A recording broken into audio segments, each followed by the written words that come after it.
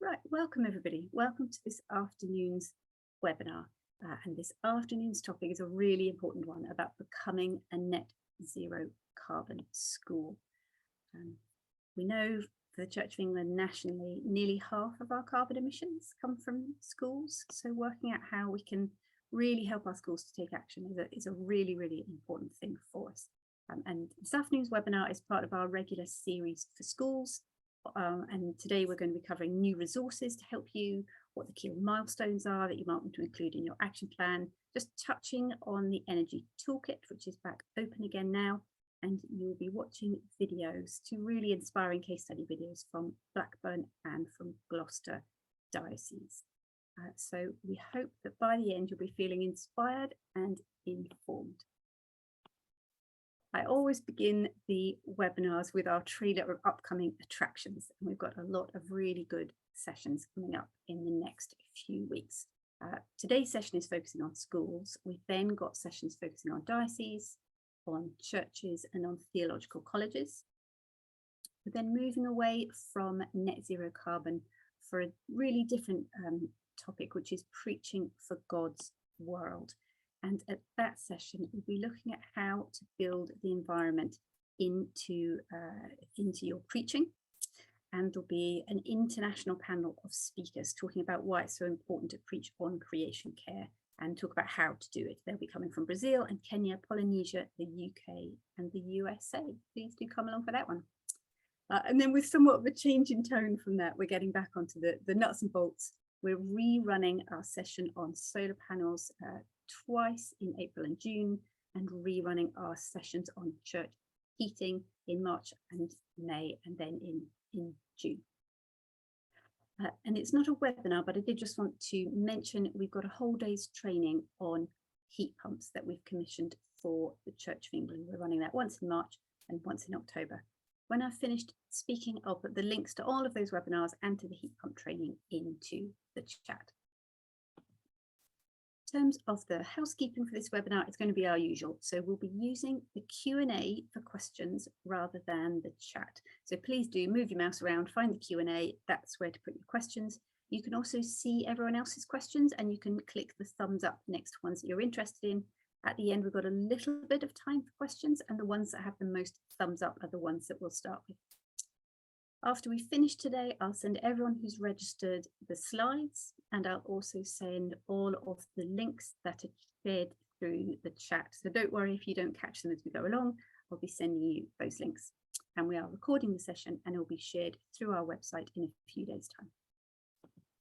Now, Robyn's going to do the full introductions as we go through, but just to quickly tell you who you'll be hearing from. Most importantly, my colleague, it's not most importantly, that came out wrongly. What I mean was first up, Robyn Ford, who is the Education Policy Specialist in our National Church of England Education Office. You'll then be hearing from Matt Fulford, who's a really, really experienced energy auditor and who's carried out and analysed the results of hundreds of school energy audits. You'll be hearing from David Williams from the Diocese of Gloucester about their experience and how they're building on it to help their schools in Gloucester. Then from Harry and Kate from RAFT, who are helping Robyn to create new resources to help schools take action. And I'm part of the National Environment Programme. I'm the Net Zero Carbon Senior Project Manager. So welcome from all of us. If I stop sharing my screen and hand over, Robyn, you're up first, aren't you? And you're going to lead us away. I am, thank you. Can you let me know if you can see? Yep, absolutely perfect. Wonderful. Okay, well, I'll get cracking. Thank you for the introduction. So good afternoon, everybody, and welcome to this Church of England National Environment Programme webinar for Church of England schools about becoming net zero carbon. I do hope that 2023 has begun well for you all. As Catherine said, I'm Robyn Ford. If you haven't met me or come across me before, I'm the Education Policy Specialist for the Church of England Education Office.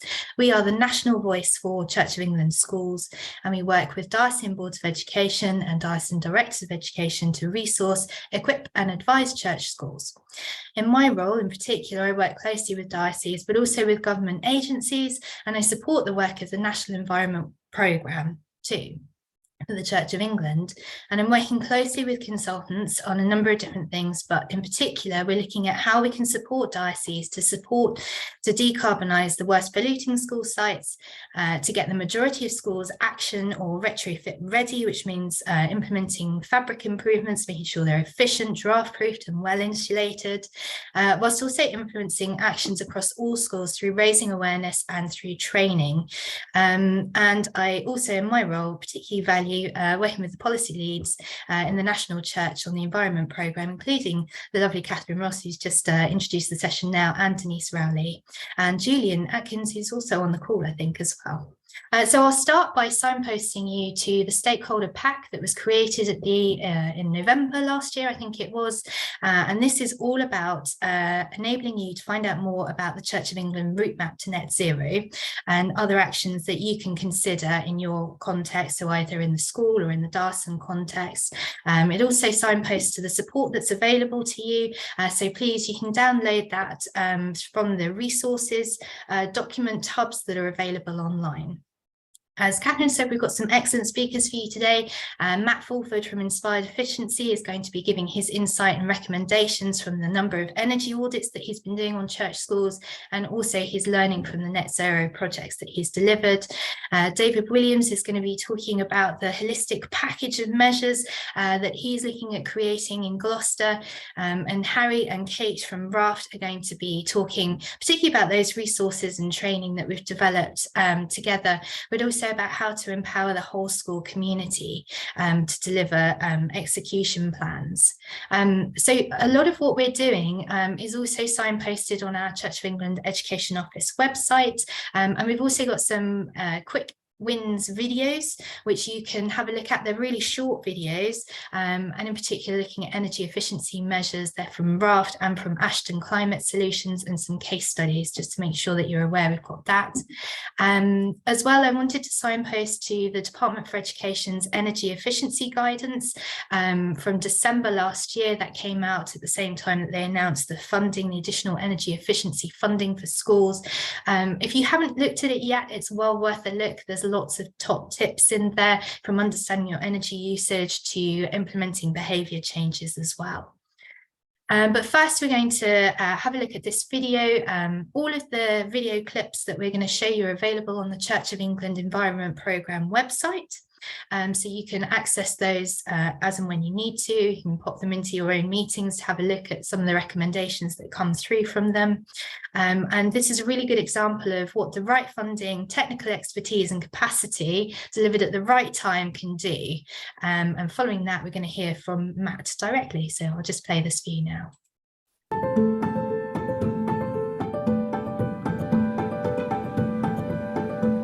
Our old oil boiler was getting really run down, so we were spending a huge amount of money on it every year, trying to nurse it through each winter and keep it going. And when it came to replacing it, we just thought it was immoral to replace it with another oil boiler, so we looked at alternative options. And then at that point, the government's public sector decarbonisation grant became available. So we think we were probably one of the first businesses and one of the first schools in the country to get that proposal in.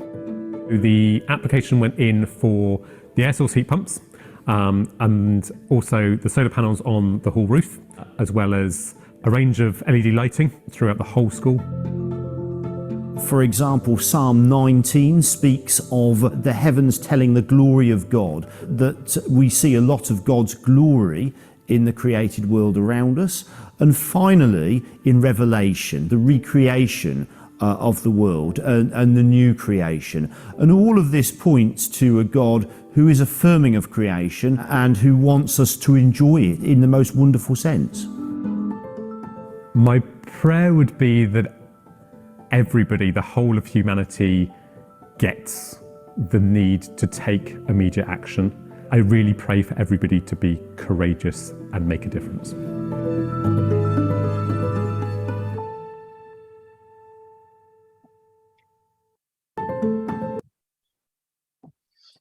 Thank you. And over to you, Matt, just to take us through the findings that you have reported on and the recommendations that you're making through your Wayfinders analysis. Great, thank you, Robyn. It's always slightly cringy watching a video of yourself, so yeah, I'm going to have to get more used to that. But thank you very much for that, and I hope that you enjoyed that very short clip of the net zero carbon project we delivered at St Andrew's School. I'm just not able, Robyn, to advance those slides. Oh, there we go. So I'm going to have to do a bit of a Chris Whitty, I think, on next slide, please. But we'll work that through. So I just wanted to run through a whole analysis we've done about what it means to create a net zero carbon school. It's based off almost 300 energy audits we've done on church schools in the last 18 months. So it's a very relevant data set that we've got from a very, very large range of schools out there. They're in fact all primary schools, mainly because there are an awful lot more primary schools in Church of England than there are secondaries. And I've just put some data there so you can see what the average is, but the range was quite broad in there. So it really does cover every type of school, from grade 1 listed to schools that have only been a few years old, and of all sorts of different shapes, sizes, and styles in there. And you can see from the data there what the average school is using. So an average primary school in the Church of England is emitting 37 tonnes of carbon every year, and that only 31% of light fittings in schools, and we counted every single one in those 283 schools. We only know that 31% of them are LED, which means about 70% are 69, to be accurate, are not, and that's one vast energy saving to be had just there. If another next slide, please. So the electrical uses in schools, these are each little line on this represents one of those 239 schools, and this is the range of electrical uses per metre squared. So it is sort of balanced in terms of how big physically that school is, and you can see a huge range there. Obviously an awful lot in the middle, but there's a 9-fold difference in the electrical usage between the lowest school and the highest school there. So you can see at the right-hand side of that slide a whole group of schools there that are having huge energy use, and this is from electrical usage in there, and clearly something's not quite going very well in terms of electrical energy efficiency in that school or that group of schools towards the right-hand side. Another next slide, please. And the same is true on the thermal energy as well. You can see actually a very similar pattern going on there. Huge range of schools in the middle, but still actually quite a large difference going on. And then this massive peak at the end, and particularly that very one school at the end there, clearly with an awful lot of problems going on with their energy data. In fact, I don't know which school that is, and they had a major problem with their heating controls, and it was running 24/7, which is why they've had the energy use that they did there. If we have the next slide, please. So it is worth, it's just a starting point, just checking your school, seeing where your energy use is, and you can all do this fairly easily because every school should have a display energy certificate, which looks like the piece of paper you can see there on the left-hand side, A to G rating, know where you are. But actually in the bottom left-hand corner of that are some useful figures and some numbers in there. There is a line that says annual energy use, which is the energy use of your school, and it will have one for electricity and one for other fuels. The other fuels is your heating fuel, so it'll be oil or gas, whatever you're using to heat your building. And you can look at those figures, and really electricity, you should worry if you're above 50 kilowatt hours per metre squared per year. If you're below that, you're sort of in the average, you're fine, you're not like super efficient unless you're massively below that. But if you're above 50, you've got a problem, you need to worry about it. And on the other fuels, on the heating side of things, again, if you're above 120, you've got a problem. You certainly shouldn't be above that sort of level, and you do need to have a look at that. So there's a quick ready reckoner for you to find out where you are and do a quick check in your school. That display energy should, by law, be displayed in A3 in colour in your reception area, which is publicly accessible. It might not be, but if you can't find it, it was available online as well. If I have the next slide, please. And then you need to consider where the energy use of your school is. And this is a breakdown of typical energy use within schools and where it's all going. The left-hand side one is in kilowatt hours and the right-hand side one is in costs. And there's kind of an interesting difference when you change them around, because obviously gas tends to cost an awful lot less than electricity does per kilowatt hour, even after these energy price rises that we've been going through. It's probably not no great surprise that it's the heating that is the largest energy use within schools, and these are relatively efficient schools as well. This is once you've got your energy use down. So in an inefficient school, the heating is actually more than this. Hot water makes up a big section, but interestingly, within primary schools, actually it's the kitchens. The amount of power that's being used in kitchens, particularly where they're using electric ovens, is quite considerable in there. Lighting, I say, these are efficient schools, so these are ones that tend to have T5 LED lighting in them in any case, is actually just around 10% of the use. When you convert that into energy use, actually it's interesting that actually it's the kitchen energy, if you've got kitchens within your school, that tends to be the largest cost centre, and then it's heating and lighting after that. So it's an interesting observation. People often don't look at their kitchen, if you have them producing your school dinners, as a particular area to start on, but that is probably the largest centre of cost for your energy if you do have meals being cooked on site. If I have the next slide, please.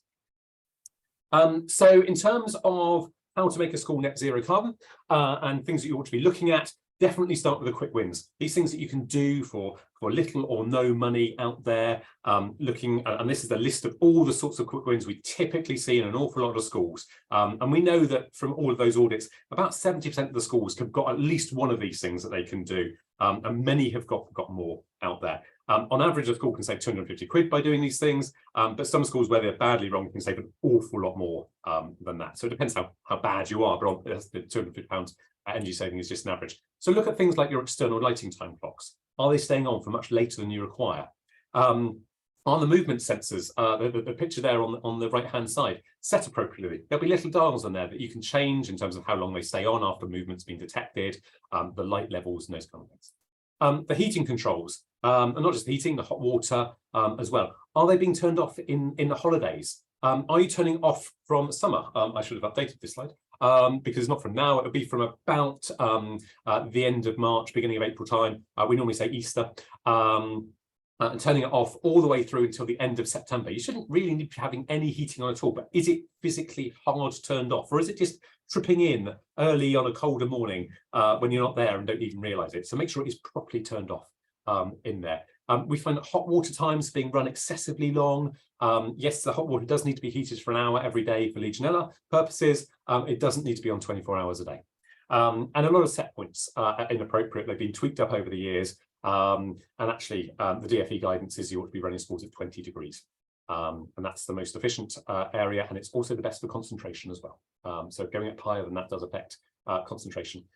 So it's interesting to see how some of these things do also link with teaching and learning as well. Power saving settings on IT equipment. You can ask your IT guys to make sure that the printers and the photocopiers and the servers and everything like that are all optimized for power settings and haven't just got the settings that the piece of equipment had when it came out of the box and no one's ever bothered to look at it. And training for kitchen staff and those kind of things as well. I'll have the next slide. Then the sort of next big thing that can be done, as I mentioned earlier, is replacing the lighting, particularly LED, movement to LEDs, which are now incredibly good, and probably everybody's seen them and probably likes them and wants them in their schools. And from our audits, we found 93% of schools have some lighting replacement to do.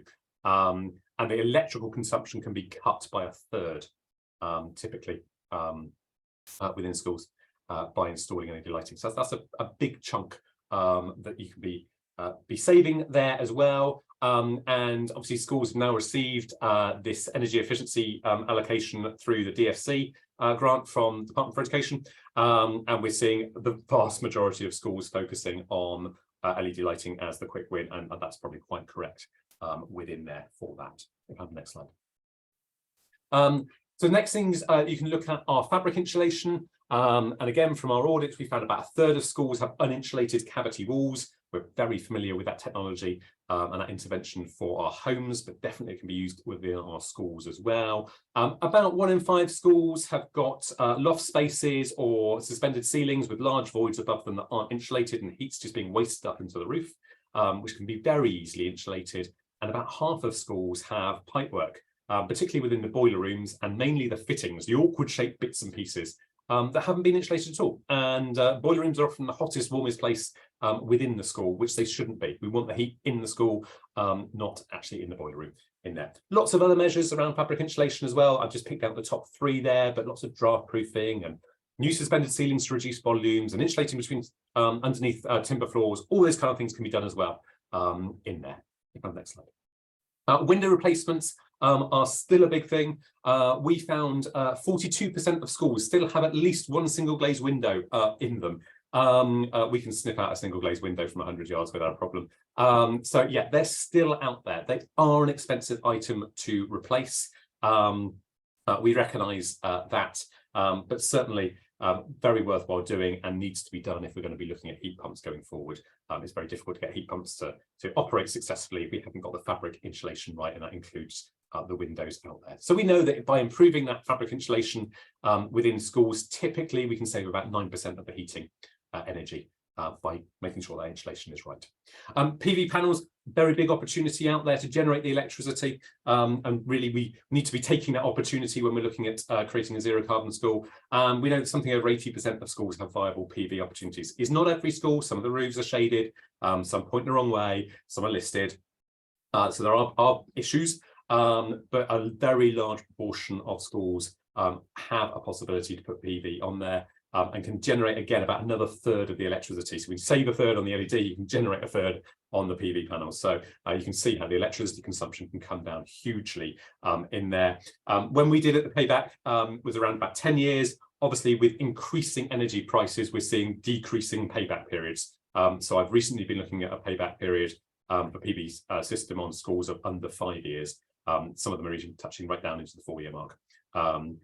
So definitely can be done. There are lots of bits and pieces around potential financing schemes, which I think others will come on to talk about later, and is probably a topic also that we can go into a lot more detail on, but time doesn't allow here. If we have the next slide.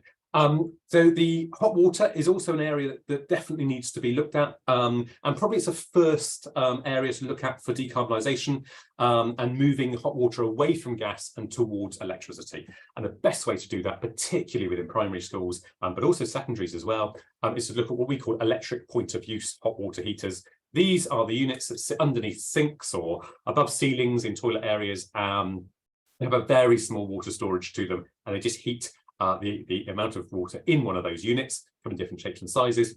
They're always on and available, but they only really heat the water as it's running through it.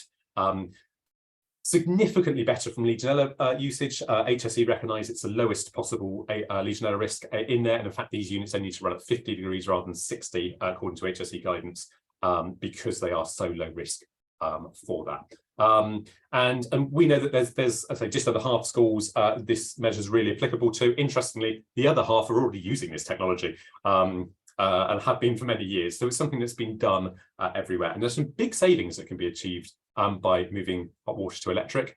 Interestingly, you're obviously saving all the gas. People are going, oh, but aren't we going to be using an awful lot more electricity? And we find actually within a lot of schools, because these hot water units use so little electricity, they just, as they heat the water as it goes through. The electricity that your gas hot water system would have done, it's got a pump on it to circulate that hot water around. And we're finding that these hot water units use about the same electricity as the pump does to constantly circulate hot water around from your gas system. So in fact, you don't have any detectable increase in electricity from using these things in many cases out there. And next slide. If you do need centralized hot water because you've got an incredibly large kitchen, although a lot of kitchens actually don't use as much hot water as you think because dishwashers are cold fill only. But if they are doing lots of hot water hand washing, you can get a centralized unit, which is now served by an air source heat pump, which is electrically based. The units look like that, rather than having one that's gas based. So if you do need that, you're probably in the more specialist area, but these units do exist and they're widely available now on the market. Next slide. But the big thing that schools are going to have to do to convert to being a net zero carbon school is to change their boilers to heat pumps. We can no longer have any gas or oil boilers if you're going to be net zero carbon. And really the optimal time to change is when your boiler is at the end of its life. We know that about 1 in 5 schools, or 1 in 5 boilers, I should say, and many schools have multiple boiler rooms. So 1 in 5 boilers are over 20 years old out there on the estate. They are definitely the area that we should be focusing on now. Just under half of our boilers are 10 years old or less. They don't need to be replaced yet. They're likely to be good, modern, efficient boilers. The time to replace those is when they reach the end of their life in 10, 15 years time, depending on how old that boiler is. So if you've got a modern boiler, you don't need to worry yet. You can allow technology to advance. If you've got a really old boiler, 20 years older or older, you definitely need to be thinking about it. If you're somewhere in the middle between those two categories, the time now is to start planning, thinking about what you're going to do. You've got the luxury of a few years to really plan and think about projects carefully.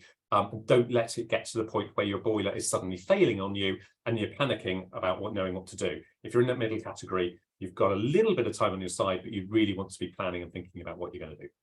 And next slide. So the main technologies out there around heat pumps and moving away from gas and oil we found are these within schools. So we know about half of schools really suit what we will call an air-to-air heat pump. That is basically an air conditioning system run in heating mode. It's a technology that's been very widely used by retailers and hotels and offices for decades now. But for some reason, often it sort of gets missed out. When you go and ask a boiler engineer what sort of heat pump you ought to be putting in, they tend to go for the air-to-water ones because air-to-water behave a little bit more like boilers. But air-to-air systems, essentially air conditioning running in heating mode, is probably the primary technology that we want to be looking at. Air-to-water, which is the one that the media talks about all the time, we do know is relevant. Something over 10% of the schools that'd be very relevant for. There's a specialist type of those ones which produces air-to-water at high temperature. Very few schools need to use that, but it is needed somewhere. And you may see it strange that we've got a category there that says air source, but type to be determined is a third of schools out there. The reason for that is that's broadly those schools where the boilers are only 10 years old or less in there. And we're not going along and saying what type of heat pump, in terms of what type of air source heat pump needs to be installed yet, because technology is moving on all the time, particularly in the air to water heat pump market. So it may be that we're thinking at the moment, it would probably be air to water if you changed it now, or maybe air to air if you changed it now, but this is possibly in the 10 or 15 years time when it needs to be replaced. That may have changed because of technology moving on.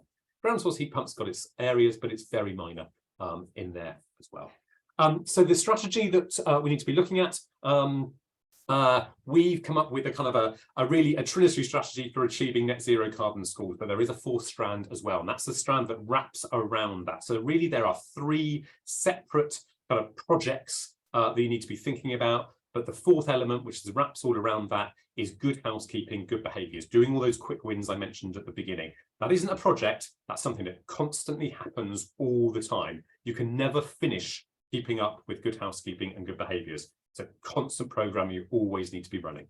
But then the 3 projects that you need to be really looking at to achieve net zero carbon school, and I put these 3 in because they're sort of 3 strands of funding. One is to look at the condition improvement areas, so using condition improvement funding, and that really needs to be channeled into looking at replacement windows and particularly flat roof replacements. They're a condition item, and they can't fully be justified from an energy saving point of view, or fully financed from an energy saving point of view.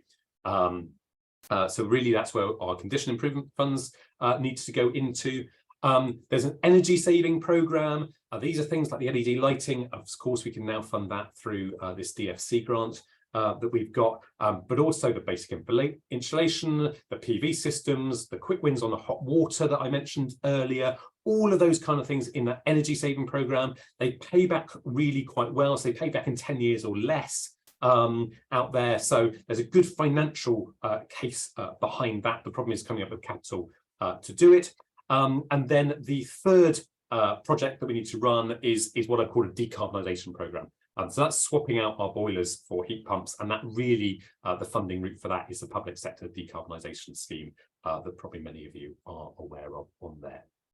I think that probably finishes my slides. So that's a quick Whittletops tour through that. So I hope that's been interesting for you, and I think I'm now handing over to David to outline in a bit more detail. Matt, yeah, thank you so much. So enormously helpful. I was just going to invite David to contribute some thoughts in terms of all of that means in terms of dioceses, practically boots on the ground. How do we start to tackle some of these challenges, and what does that look like, particularly for Gloucester Diocese? David, do join us. Thank you, Robyn. Hello, everyone. Yeah, I'm a building officer for the Diocese of Gloucester, work very closely with Matt. But we generally recognise that it's a huge challenge in terms of trying to create net zero carbon schools. So part of my role is working with schools, finding ways to support schools. And we've worked in schools with a number of ways. Firstly, through information and training session, where we've shared things like tips about saving energy and how things about saving and reducing your energy through behavioural changes, about understanding how much energy you are losing, and ensuring that we're being efficient by these quick wins, which Matt's explained initially. Secondly, for our VA schools, we've had a significant focus on our SEA projects, trying to keep our schools watertight and warm. So includes aspects including roof and window replacement, as well as any damp reductions. And this is going to continue this year as a focus for us. All our VA schools and our Diocese of Gloucester Academy Trust schools have heat decombination plans, and we are commissioning more detailed heating plans for our schools that has been mentioned about having end-of-life heating systems. So we would look to apply to the Public Sector Decarbonation Fund to replace those heating systems, because in terms of the funding access that we've got, we wouldn't have the funds to do that. And that's the push that we've got on behalf of all our schools across the diocese, looking for carbon neutral solutions for heating. And finally, as significant savings can be made in our energy use through projects such as PV panels, LED lights, we would want to encourage you to wisely use your DFC energy efficiency funding you can use for that. But also we again want to encourage agencies such as the government to encourage us to secure loan schemes, similar to Salix, some of you are aware about that, to really look to see that as a model for installation of equipment such as PV panels and LED lights, because the energy savings can be used as part of a payment back for loans for our schools. And we would want to see that happening, because Salix did help that over the number of years for a number of your schools. So on the ground, this is what we're trying. And again, we want to move forward, and we achieve making, significant steps, but we know we've got a long way to go. It's enormously helpful. Thank you, David. And I did pick up, Matt, my ears pricked up when you were talking about the fact that PV has got an even shorter payback due to the energy crisis at the moment. Some of them, I think you were saying, under 5 years. So definitely worth thinking about, and great to know that Gloucester's doing that work as well. And we can hopefully roll out that good practice to other dioceses. Okay, well, if that's okay with you, David and Matt, I'll go on to Sam Johnson's video. This is a short clip. Again, it is available on the Environment Programme webpage, so you can have a look at it, and it will be a sort of segue into the next part of the session. Thank you, David, and thank you, Matt.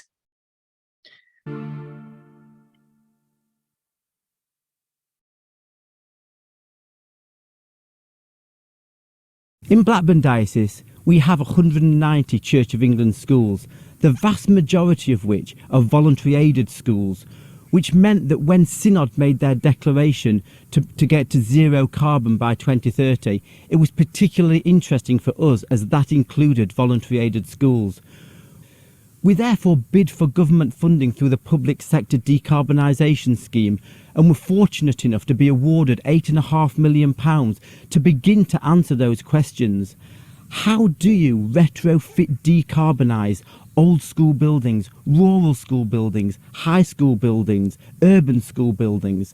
And we have over the last few months worked with specialists to determine exactly how we do that. One of the schools we work with is Chorley St Lawrence, which wasn't performing particularly well in terms of its energy usage. So we thought, if we can work out how to decarbonise that building, it will give us an idea how we can perhaps decarbonise some other of our school buildings.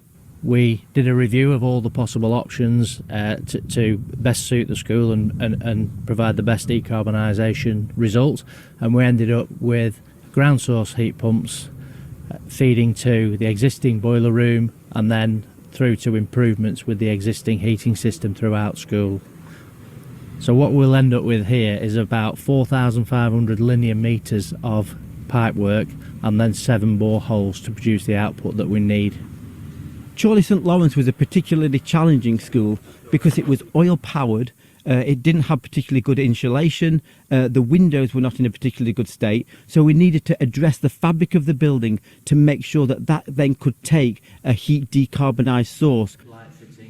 We've also replaced all the lighting in school to LED lighting to reduce the electrical load. And we've also introduced solar panels on the roof, again to provide direct energy, not to have to take it from the grid. In total, we've had about 25 schools involved in this scheme, and we've ranged from putting air source heat pumps, ground source heat pumps, solar panels, added insulation into those buildings.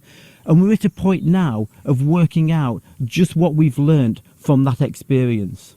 Across our schemes, we've found out that actually the technology is there, but generally it's expensive. In almost all cases, it's disruptive, but it's a journey that we're committed to taking. If you need to take that journey, the one thing I would highly recommend is to work out what that first step is. For us, that meant we needed a heat decarbonisation plan for all our schools, which are now something that we have got, and we can work out exactly how we do that across the whole of our estate.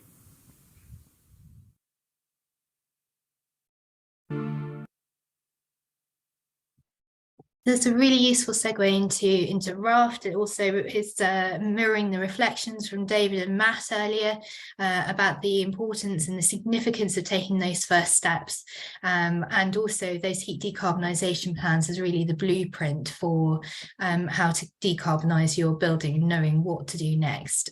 So we're going to hear now from RAFT about the work that they're doing and the resources that they've created for us to help schools to take action. So Harry and Kate, over to you. Thank you. Thank you very much, Robyn, and it's really great to be talking to everyone. It's a real privilege to be able to address you all. It's going to be me talking, but I just want to allow my colleague Kate to feel free to chip in at any time, both now and in questions. We are a community interest company. We're based in London, Birmingham and Leeds. And we are a practice full of committed architects and retrofit coordinators and a services engineer. And we're all very, very committed to helping schools on the journey to zero carbon. Next slide, please, Robyn. So we've got experience on working on the deep retrofit of a whole range of building typologies. And this just shows a range of the buildings, from listed buildings all the way through to fairly recent buildings that also need retrofitting, unfortunately. Next slide, please. We're currently working across 144 schools across South London and Lambeth and the Southwark Diocesan Board of Education. We've taken the names of schools off here, but this is a similar graph to the one Matt was showing. Next slide, please. And so we're working, so the way in which we work is in 3 areas. Deep retrofit, we're working at an estate scale, helping to look at what we're calling a high-level estate-wide decarbonisation plan. And then at the next scale, we're looking at the site scale. So we look at all the buildings on the site of the school. We then look at the building scale. Next slide, please, Robyn. You got the last one perfectly, thank you. And also, this is just to show that we also really care about the details. So when we add cavity wall insulation, we also want to repoint the walls and make sure the building is fit for purpose and is retrofit ready. Next slide. And of course, all this then does end up leading to, in this case, an air source heat pump that worked with the existing heating system in the school. So next slide, please, Robyn.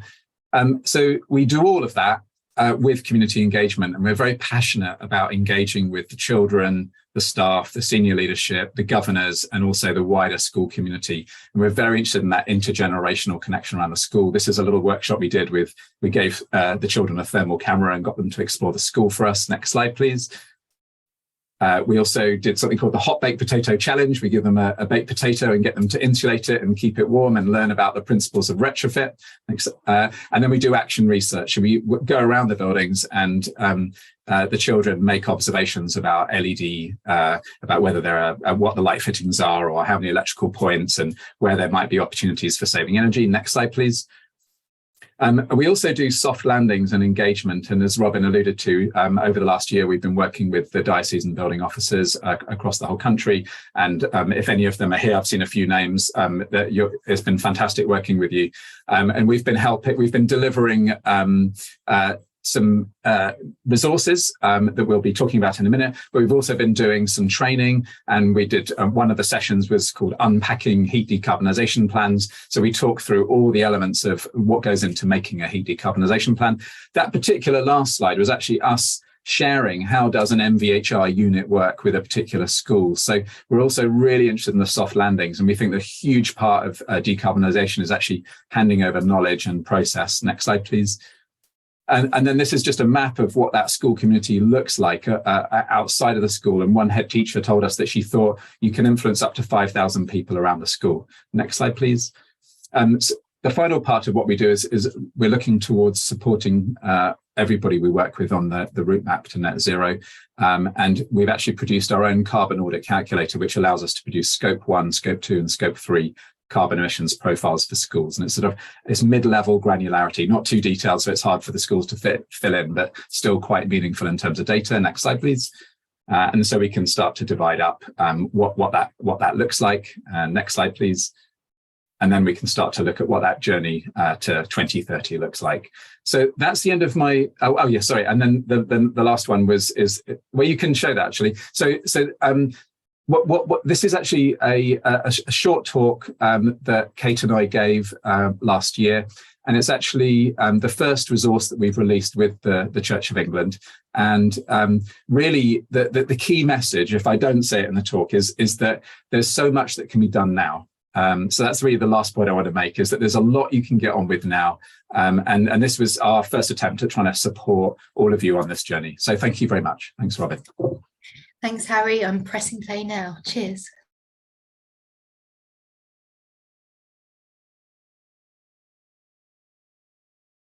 So good morning, everyone. So we're going to present the Zero Carbon Execution Plan. And this is a 3-page document, and we've presented it as a series of building slides, which is obviously not necessarily how it'd be read, but this is a way of sharing it with you now. So the first thing is that we've signposted to the Church of England's route map to net zero, and we then define what the contents are. So 3-page document. This is the general guidance page, and there's the actual graphic, the zero carbon plan, and then a glossary on the 3rd page. We wanted to keep the glossary to just 1 page. It could easily have extended to 2 or more, but we wanted to make it accessible and not too overwhelming. So we then give there's a section on general guidance, and here we really want to make the point that this is a project management template, and it's a way of supporting schools starting to take action. So we also want to talk to schools in the sense that we understand that this could feel overwhelming, and we want to be very clear that it allows action to start now. It defines the different phases into which action falls, and it talks about the importance of gathering information and planning. So it's also clear that we can't create a plan that fits every single school scenario. So we're just being clear that it's a sort of indicative plan, and it's not exhaustive. And obviously people will need to develop their own plans using this as a general guide.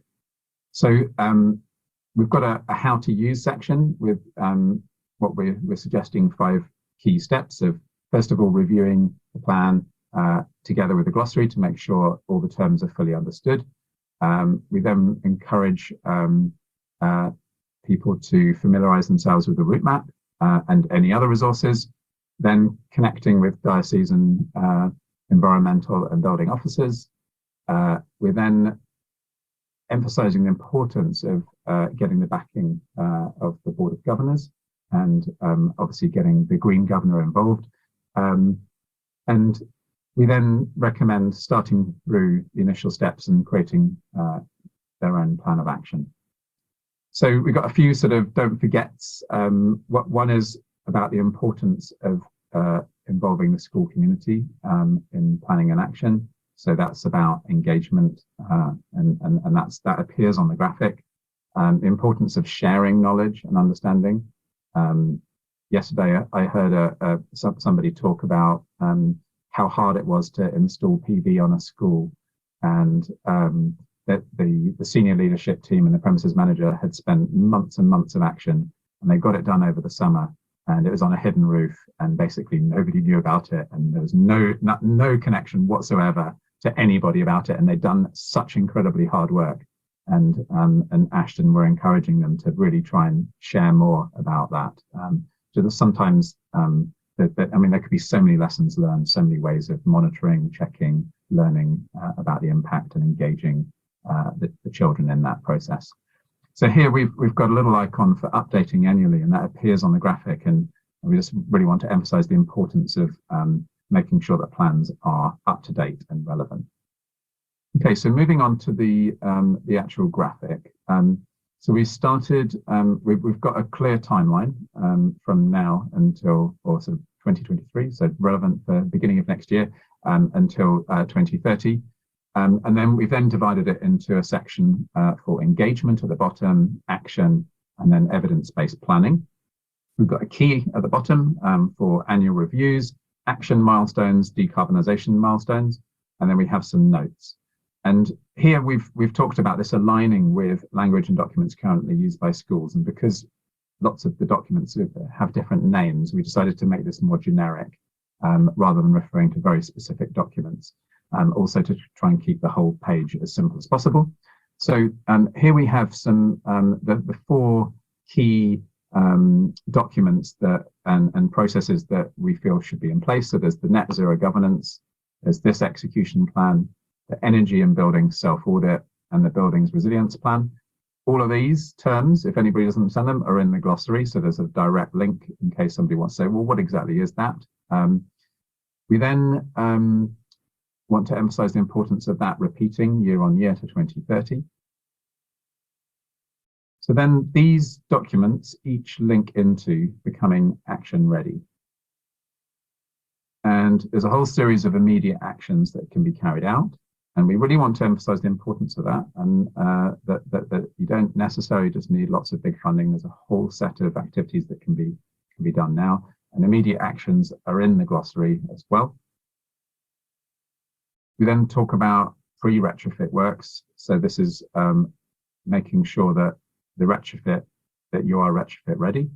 And we then talk about bringing in a heat decarbonisation plan. And this of course feeds in from the energy and buildings self-audit.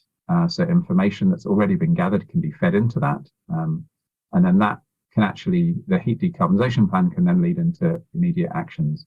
And actually, I was talking yesterday to the head of public sector procurement at Bayes and he was talking about how he would like heat decarbonisation plans to be a lot clearer about what actions come out of them, and also about them feeding in more directly to PSDS applications. And so the heat decarbonisation plans we're working on at the moment, we're dividing into short-term actions, so quick wins or immediate actions, medium-term actions, and long-term actions. And we're making sure that that also is able to feed into the PSDS process.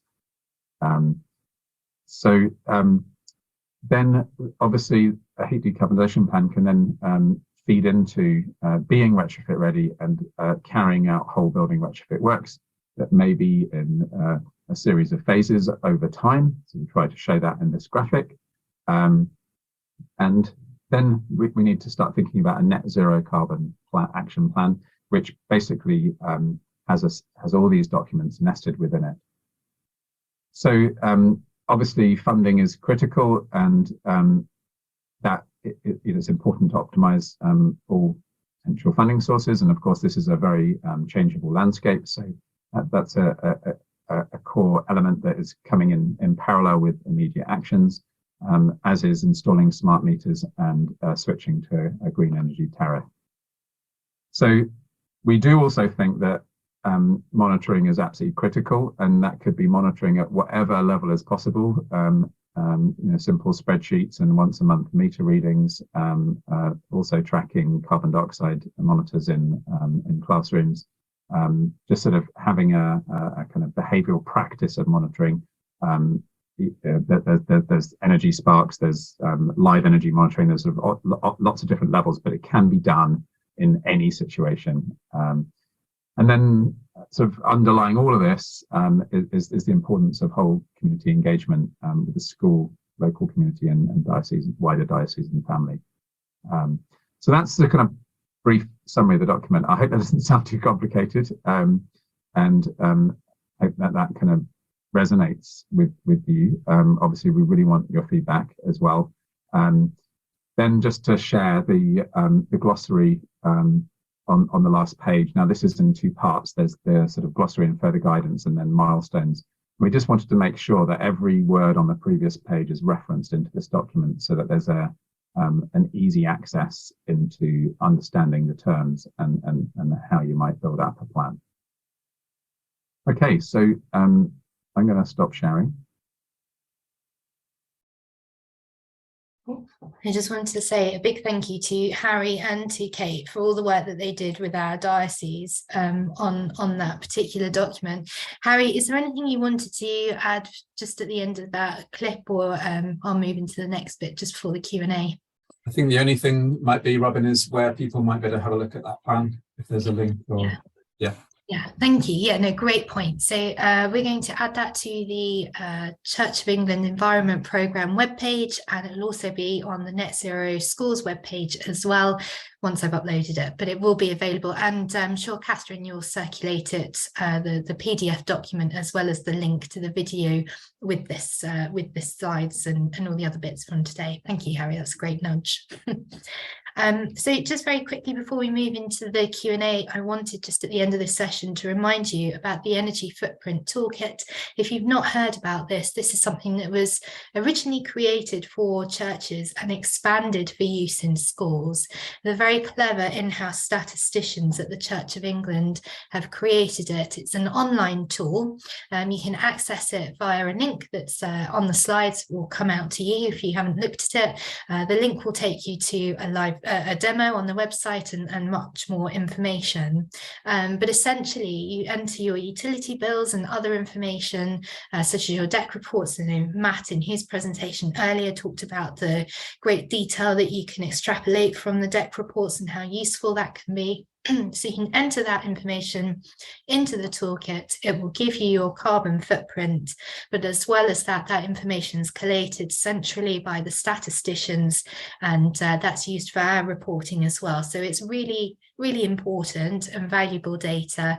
And we know that schools are highly pressurized, so it takes time to complete, but it's invaluable to us. So we really appreciate those who've done it, and those who are looking to do it. The deadline is the 31st of July.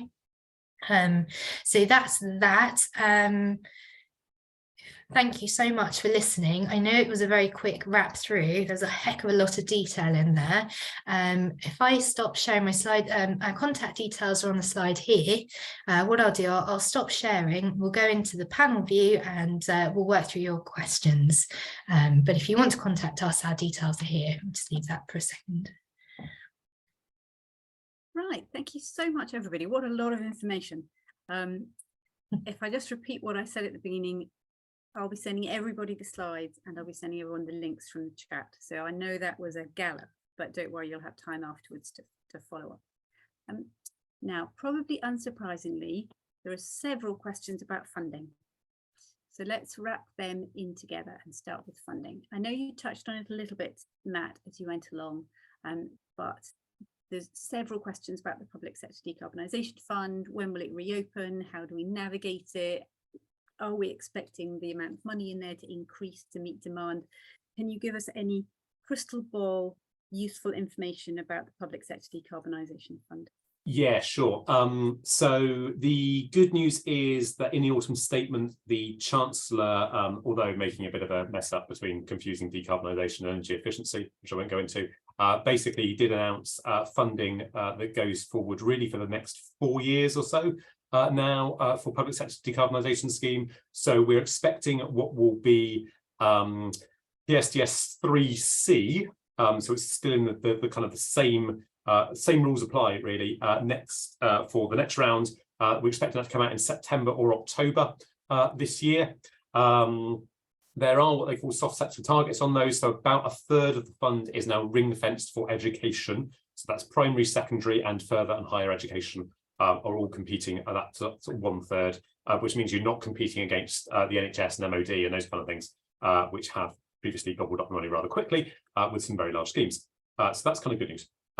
We'll then move into the SDS 4 rounds that will go on for the next, so the A, B and C again. And at that stage, they can change the rules slightly. And they are aware that technically there is a very high level of detail that's required. And that means that accessing it for individual schools is fraught with difficulty. So yeah, that is a challenge in there. It won't be addressed in the next round. They're going to see what they can do in the following round, but I wouldn't expect it to get vastly better, but we can live in hope.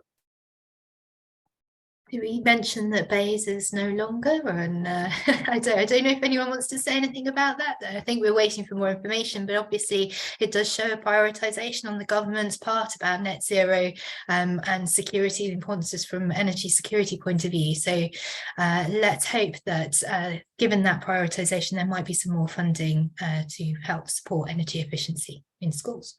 Yeah, I should also just say my previous statements are all based on the fact that that is the present government's policy, and obviously now it spans the funding announcement spans into the next parliament. So if that is a different flavour of government, things could be different. The next question that's got the most upvote is a really interesting one. It says from Margaret, whose responsibility is it to implement net zero in schools? The head teacher, the governing body or the diocese? And my sneaky suspicion is the answer will be all of the above. But Robyn, that's probably coming your way, or perhaps David, you'd have a perspective from a diocese. Yeah, thank you. I'm sure David will add something in there. No, absolutely. I think it's for the diocese at a local level to be implementing in their own context, according to their own capital funding and the way in which they're working with their schools. And I know that each diocese will be working with their own environment working groups to implement proposals and strategy at a local level. At a national level, we're working hard to try to support resources and training wherever we can, but also lobbying the government to so we're working hard to support you where we can. David, did you want to add anything on that one? Yeah, I mean, it's not glib to say it's everyone's responsibility, because we all want to work together to achieve that. I mean, dioceses can access, greater muscle in terms of, engaging with governments or whatever. But I think just remind schools, the DFC funding this year through energy efficiencies is an additional bit of funding that schools can use. Behavioural changes sit very much with schools to do those things that you can actually save an awful lot. The pressure that this diocese would put on government to try to get additional funding through loans, such as the SAILIC scheme, to ensure that there's sufficient funding, and also the massive sort of replacement feeding systems within school, which schools won't be able to afford. It would be the responsibilities of us actually working together, but spearheaded by each diocese, try to actually to make that change, to say we can actually get that replacement heating systems through additional grants that the government will ultimately have to provide. Kate, I can see your hand is up, but equally I've got my eye on the clock to move on to the next question, if you'll forgive me. The one next at the top of the list actually is a very practical one. Are there minimum temperatures which a school has to provide? I think, Matt, you said 20 degrees was what? 20 degrees is the advice set point from DFE. 18 degrees is the guidance for minimum comfortable temperatures from DFE. I think the legal, not necessarily legal minimum, but there certainly has got legal powers in health and safety regulations is around 16 if you are in a kind of a more of an office environment. Obviously, if you're doing more physical things, minimums are much lower. But that's basically where you are. So yeah, really you ought to be trying to run a school at a 20-degree set point, minimum 18 is the DfE guidance. Wonderful. And then I think we will just have to finish on heat pumps. There are several questions here about heat pumps. Do they really work in cold winter? And are schools a good place to have them because of the big playing fields? And how long might they take to install? Can you get them done in a school summer holiday? Do any of you feel sufficiently informed about heat pumps to pick that up? Yeah, I'll very quickly do some. Do they work? It depends on what type of heat pump. One of my pet hates is everybody talking about heat pumps as one entity. They are lots of different flavors in there, but generally do heat pumps work in winter? Yes, they do. Air to air works incredibly well. Please go into any Costa Coffee, any Next store, any office, most hotels, and in a cold day. And let me know if you do feel cold, because the vast majority of those are all heated on air-to-air heat pumps systems. Air-to-water ones, you do just need to make sure they're designed correctly. So there has been historically some design issues with undersized systems that do struggle when it gets very cold. How quick they take to install. So the one at St Andrews air-to-water took 2.5 weeks, so it can definitely be done. Obviously, bigger schools, bigger systems might take longer. The other thing I'll just sort of say around heating installations, depending on where they are in the school and safeguarding issues and those kind of bits and pieces and access, is that you've probably got between Easter and the end of September in which to install them, because your heating system isn't on then. So you can obviously be doing lots of work within boiler rooms, etc., if you can access that safely and maintain safeguarding within outside of school holiday periods. Yeah, playing fields are great. If you're digging them up in any case, of course you can put ground source in, but normally the cost of doing that and the marginal benefit on efficiencies means that actually to retrofit it into an area where you're not already doing groundworks doesn't normally prove to be viable. But it certainly is in some cases, but rarely. Brilliant. With my apologies to the 11 people with open questions, we have just clicked over 5 o'clock, so I think I need to bring us to an end. Robyn, did you have any final words you wanted to add? No, just to say we will go through all the questions and we will, sorry about that, we will respond where we can on those, and I'm sure we'll wrap up Kate's point in that too as a follow-up. Thank you. Thank you, everybody. Thank you to the speakers, and thank you, Catherine, for organising. No problem at all. And before I finish today, I'll send everybody the slides, links from the chat. The video will be on our webinars page on our website it normally takes us about a week to get it up there. Thank you all for coming, and let me just save the chat, having promised I was going to send you all the links. Right, save the chat. Thank you all for coming, and hope to see you at one of our future topics. Goodbye.